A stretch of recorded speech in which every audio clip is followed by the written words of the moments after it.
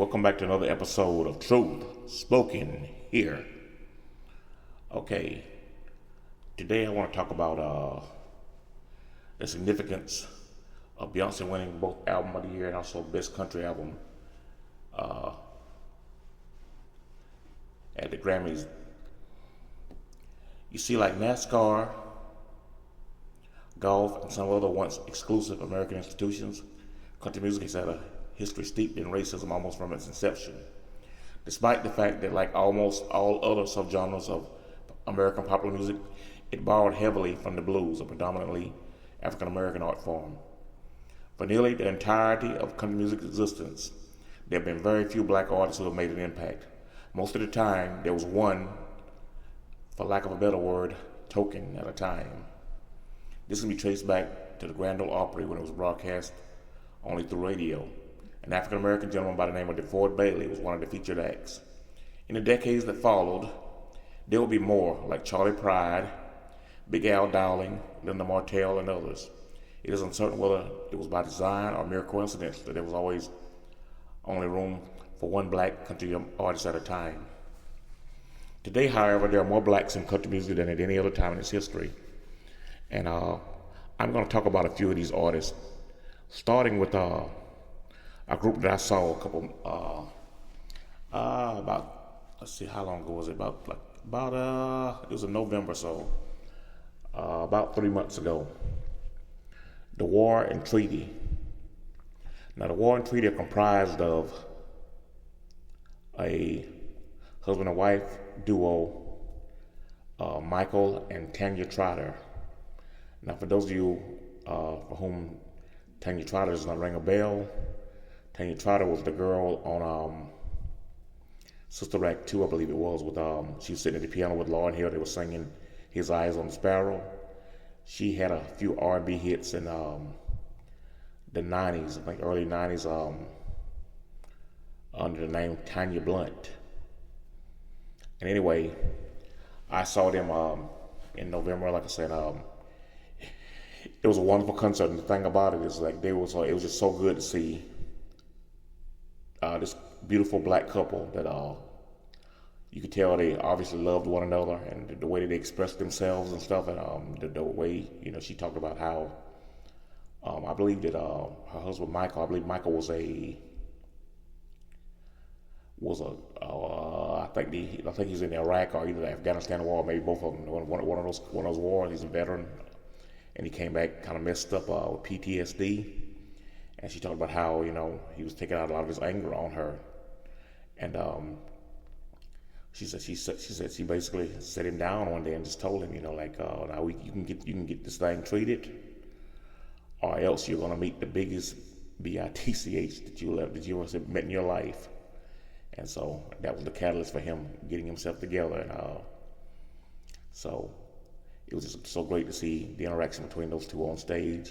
How they, when they were saying, they will, you can just tell when you see genuine love. For the most part, you can tell when you see it.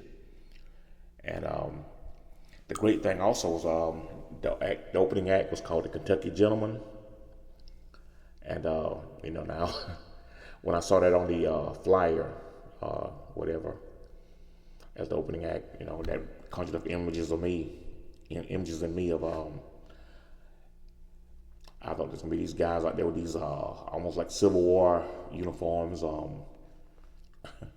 with banjos and mandolins. But these guys fooled us. What happened was the band came on first, so it was like, I think it was like I'm thinking it was like a 4-piece band, 2 guitars, a bass player, and a drummer. I'm thinking these all white boys. So I'm thinking, okay, but then they came out there in like t-shirts and jeans, or just regular, just dressed normally. So I'm thinking, okay, and they were rocking out. So I'm thinking, okay, so this is the band, huh? This is the Kentucky Gentleman. That's what I was thinking. But all of a sudden, on the stage appeared these 2 brothers. I think they were twin brothers, if I'm not mistaken. And let me tell you, they rocked the house. They were almost as good as the War and Treaty. The Kentucky Gentleman. Like I said, 2 brothers from. I think they're from Louisville, Kentucky, if I'm not mistaken. I'm not sure. But don't quote me on that. But anyway, so they were great. They were almost as good as the War and Treaty, like I said. Now, the next act I'm going to talk about is this guy Shabuzi. Now, I've done a little research on him. Shabuzi was born in Woodridge, Virginia. His parents are both Igbo Nigerians. His father was a former Nigerian who attended college in Texas. Now, his influences are very varied. He said he watched music videos on 106 and Park. You remember that show? And his love of country music came from his father's style of dressing and his father's love of country music.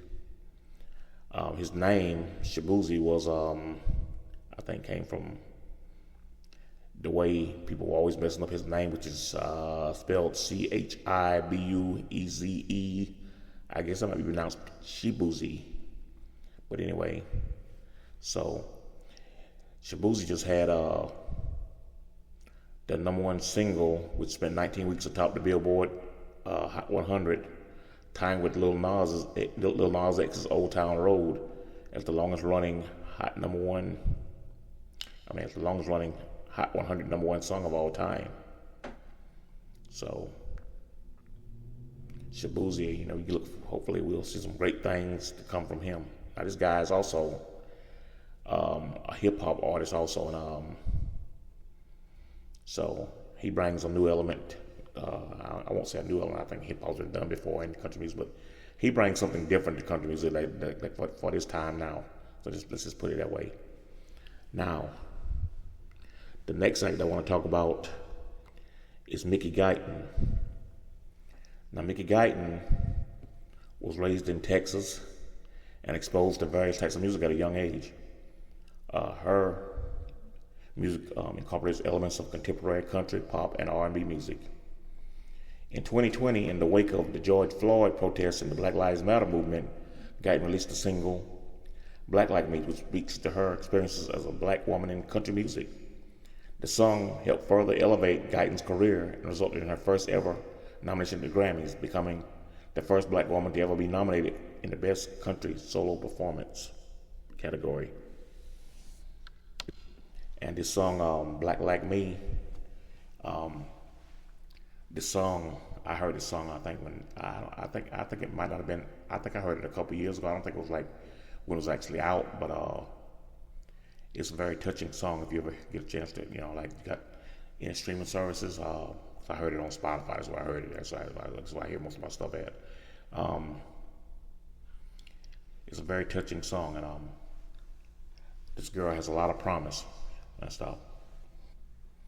Now, of course, we got to talk about one of my homies, I guess you could say, Darius Rucker. Darius Rucker, was formerly known as the singer for Hootie and the Blowfish, who he kind of hit it big in the '90s. With I think one of the albums was like #1 on the Billboard charts, very high, a big hit on the Billboard charts. I don't know if it went to #1, but anyway, they were hot. Hootie and the Blowfish, and they were from here in South Carolina. I think at the time they were either college students or right out of college or whatever, and they didn't, I don't know if they're actually together now. I think they did do a reunion concert recently, but anyway, Darius had a pretty successful solo career, and so got to give a shout out to him. And this guy's a hell of a singer, right? Whether I just hear so. I would really love to see him do a straight R&B album, but I think Darius can sing anything. I think out of all the people I'm talking about, I think Darius is at the top of as far as being the most talented and everything. And this guy has a pretty good fan base. I think the biggest hit that he's had so far, well, I don't know if it's his biggest hit, but my favorite thing I've heard by him as far as in the country genre has been Wagon Wheel. And so I think Darius is doing a great job, and got to give a shout out to him, and just hope he continues to do what he does, because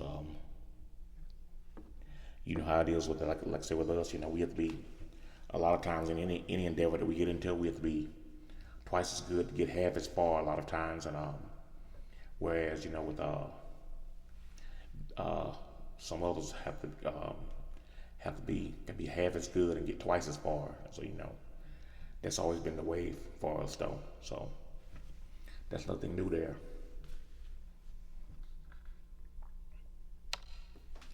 Now I want to get back to Beyonce for a minute. Now the thing was like I just remember like some of my coworkers, two of them in particular, when Beyonce's song was like really big and stuff, and she did this, like, you look at down here. I don't think, like I said, I don't think that the radio station was even playing her song. Pretty much, I think I heard it. I think I heard it on streaming. I don't think I ever heard it on. I don't think I ever heard it on the radio here. So for that song to go number one, the song's called Texas Hold'em. For that song to go number one without airplay, and I don't know if that was a nationwide thing, just here in South Carolina, but that's phenomenal. And but I just think about the ugly comments that I was hearing, like she ain't country, and I think one of the country artists she wanted to perform with, I don't know who it was.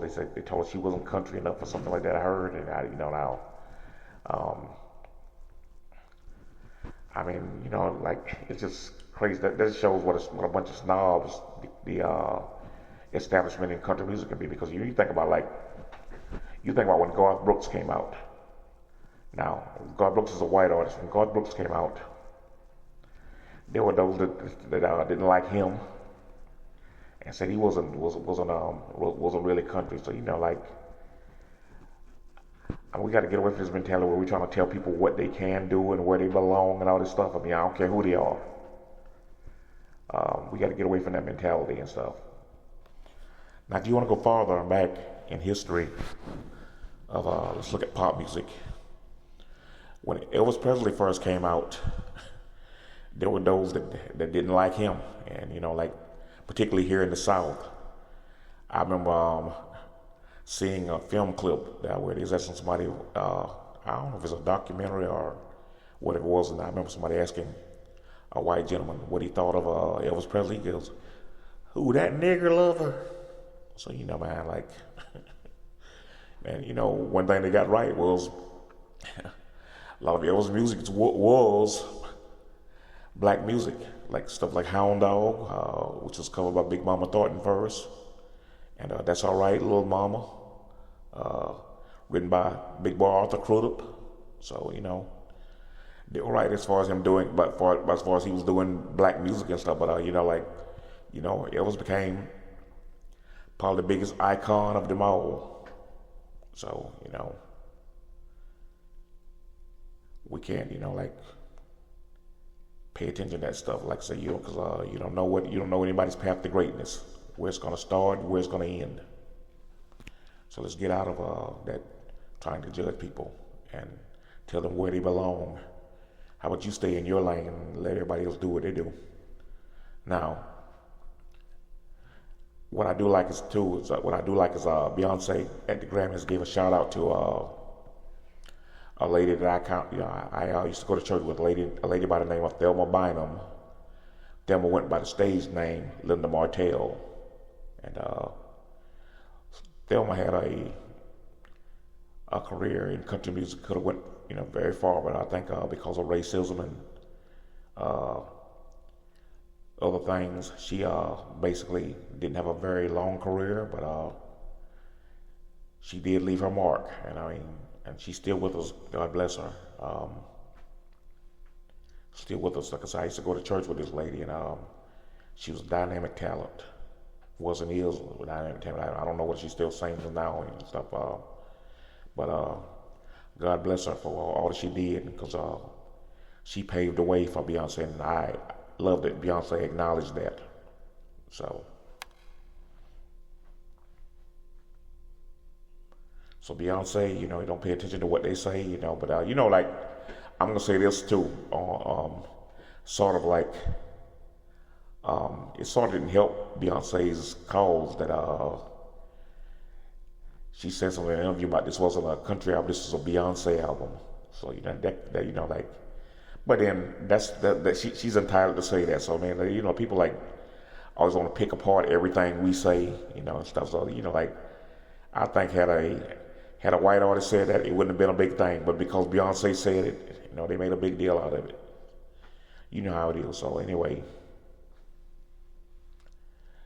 that just shows you what I'm talking about there about the racism within country music and stuff. And but like I say, we're there now.